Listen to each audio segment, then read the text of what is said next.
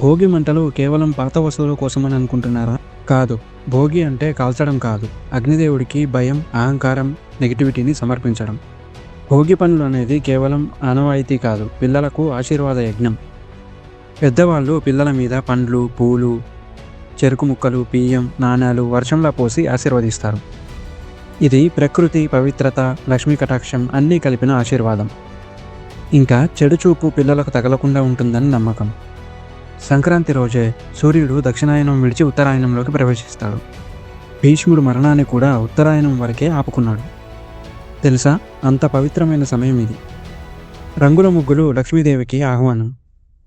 ఇంకా సూర్యకాంతికి ప్రతిరూపం. గొబ్బెమ్మలు భూదేవికి కృతజ్ఞత. అందుకే కొత్త పంట, కొత్త జీవితం. గాలిపటాలు సరదా కాదు, అవి సూర్యునితో మన సంబంధం. సూర్యుని కాంతి అంటే ఆరోగ్యం, శక్తి, దీర్ఘాయువు. ఇది ఆధునిక సైన్స్ కాదు, ఆదిత్య ఉపాసన. కనుమ రోజు పశువులకు పూజ ఎందుకు? ఎందుకంటే ఆవులో 33 కోట్ల దేవతలు నివసిస్తారు. ఎద్దు లేకపోతే ధర్మం నిలబడదు. వ్యవసాయం అంటే రైతు ఒక్కడి యజ్ఞం కాదు.